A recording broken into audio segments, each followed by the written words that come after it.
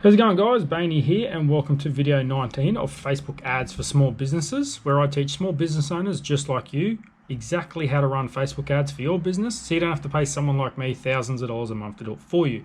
In today's video, guys, we're following along with the ad elements. In the last video, I touched on the ad set elements. Today, I'll be touching on the ad elements, and that's where we actually create the ad, like within the video, the picture, and the text, and all that sort of stuff. So before I get started, guys, if you're following along and you like the content I put out, hit that subscribe button for us, hit that like button, leave me a comment below if you have any questions whatsoever, and let's jump into today's video. This is the last screen you should have seen, and we just go next. And as you can see, this is the ad. So it starts with a campaign. There's your ad set in the middle, and then the ad on the right-hand side. It's also here on the left-hand side. Yours might look a little bit different. It does change from time to time, but campaign at the top, ad set in the middle, and ad at the bottom. First, you've got your name at the top, as always. You'll come down here, and obviously you'll have to select whatever. Your page will probably just be selected automatically. You'll have to connect your Instagram account. I've showed you that in a previous video. So obviously you pick your pages, and then you come down here to the ad setup. Oh, by the way, guys, I get some complaints sometimes about me speaking too fast. If I speak too fast for you and you don't quite understand it, if you're watching this on YouTube, you can actually go to the bottom right-hand corner of the screen, click the little gear or little lines or whatever it is, and you can actually slow the video down. So you can slow it down to like 0.075 or even half speed, and that will obviously make it a little slower if I'm talking too fast for you. Or you could just watch it a few times and it'll make sense. So we're just here at the ad setup stage. So there's different options you can pick. You either can create the ad from scratch. So this would be this section. So create ad, dynamic creatives. I touched on that in the last one. It just gives you the ability to upload multiple creatives and stuff like that. I'll go over that in another video. Very basically, if you wanted to create a basic ad, there's different formats you could use. You could do a single video or picture. You could do a carousel ad, or you could do a collection. And I'll go over each one in more detail when I actually create the different ads. But just for the purposes of this video, we'll just leave it on single image or video. And then you come down here and you select your media. So whatever it is, if you've got a image or a video, or you wanted to create a catalog.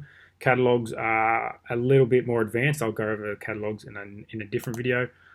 You just go add image, and then you just upload the image you want to use, and it's pretty simple like that. You just pick it from your desktop or wherever it's saved on your computer. You've got your primary text, so that's the text that goes above the image or the video in the ad. You've got the headline text, and that will actually be the headline that goes on the button of the ad.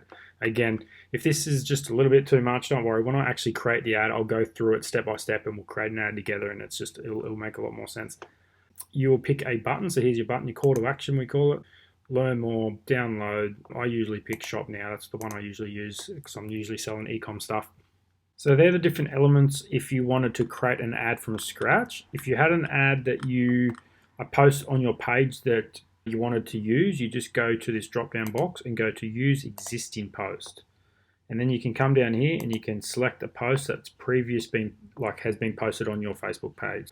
Everything that's on your Facebook wall, you can then just run that as an ad. If you've been posting something on your Facebook page and it's got 20 likes and 200 comments and stuff, like you think that might go good in an ad, then just come through here and just select it. Obviously there's your Facebook, Instagram, and branded content. Probably not going to have any of that.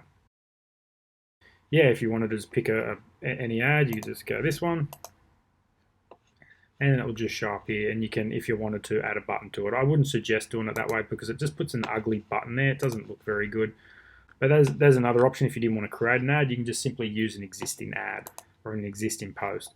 And there's another option here. You could use Creative Hub Mockup. I don't even use that myself. I might do another video on that another day, but for now, you just don't have to worry about it. Creating an ad or use an existing post is probably the only two that you're going to use for a long time. And where do you want to send the person that is buying something from you? So you would enter your URL here. So whether your website URL or your landing page or wherever you're going to send them. I wouldn't worry about this for now. Display link, that's just a link that can pop up on the ad just so it makes it look tidy. I'll go over that in another video. Show call extension on your website, that's pretty cool. So you can add your phone number and stuff in there. I haven't used that feature yet, but it is pretty handy if you've got like a brick and mortar business and you need people to call you, stuff like that. Instant experience, I have touched on this instant experience before. In a previous video, it is a little bit more advanced along with Facebook events, and I'll show, and they're going to be separate videos because that's another 10-minute video just by itself. Just know that you can use them. Obviously, languages, you pick language in the last one, so I don't know why it's there again. I don't think I've ever seen that there, so that's strange. When you're doing your tracking, here's all your tracking. So this is the pixel you've set up. Sometimes it will just be automatically selected, so you usually don't have to do anything, but if it's not selected, come down here and make sure it is selected. You'll have a drop-down box and just make sure it's just selected. Oh, you've got URL parameters. This is more of an advanced thing as well. This is your own tracking system that you'd like to add on to Facebook's tracking. I use this a lot in a lot of my ads, but just someone getting started, you don't have to worry about that. View tags, I'm not going to go over that because I don't even use it. And that's pretty much the basic features and elements of the ad section of the ad. So just a quick recap. We had the campaign section, which is this section. I showed you all that, and then in the ad set level is where we pick our audiences and we pick our budgets and we pick our locations and stuff like that. That's all done in the ad set level. And then finally on the ad level is where we actually create the ad, the one where the pictures go and the text go and the ones that you actually see on Facebook. A quick overview of the different levels of an ad. Yeah, so that's pretty much it for this video. In the next video, I'm going to start just showing you where to find different audiences that might be interested in your product. Keep an eye out for that one, and I'll see you in the next video. Don't forget to hit the subscribe button and hit that like button, guys. Thanks a lot.